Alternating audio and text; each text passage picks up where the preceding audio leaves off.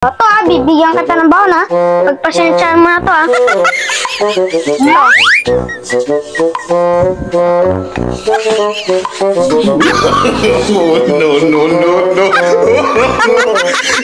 Ano to? Ba't tuyo? Ba't hindi mo pa ginawang itlog yung palaman?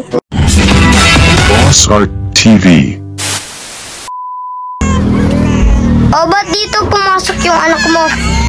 Eh walang baon Ito yung video natin nung nakaraan na hindi pumasok ang isang bata kasi nga walang baon. Literal na nangyayari talaga to sa atin. At siyempre may good Samaritan na magbibigay. So ito yon, panoorin natin. Ito bibigyan kita ng baon Pagpasensyahan mo na to No.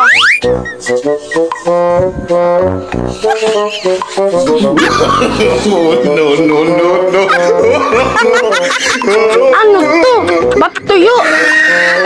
Ba't hindi mo pa ginawang itlog yung palaman? What? Nga nagpasalamat ka pa Nabinigyan kita ng pagkain Yung iba nga dyan, wala na silang makain Tama nga naman. Kung anong ibinigay sa'yo, pasalamatan mo na lang. Buti nga merong naibibigay kaysa wala, di ba? Yung iba nga naman dyan talaga ay walang-wala na. Nagbabasura, kumukuha ng pagkain sa basura. Ikaw na binibigyan, nagrereklamo ka pa. Kaya dapat lahat ng ibinibigay sa atin ay blessing niya ni Lord na dapat pasalamatan.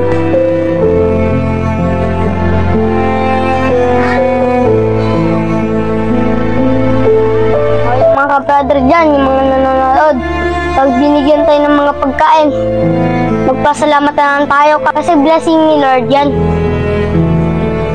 Sa mga kabataan na tulad ko, mga nanonood, pag binigyan tayo ng pagkain, magpasalamat na lang tayo. Dahil bigay ng Diyos yan. Imbis na kape ko yung pinapainom sa bata, ito may bibigay ako sa'yo. Vitamilk. What? Yan, ito yung pinapainom sa bata. Ba't Vitamilk? Baka magsukain bata dyan.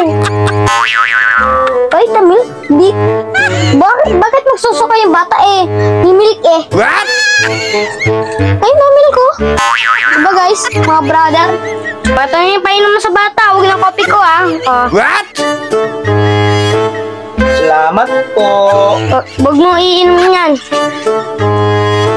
Naman na si baby. Sabay kami.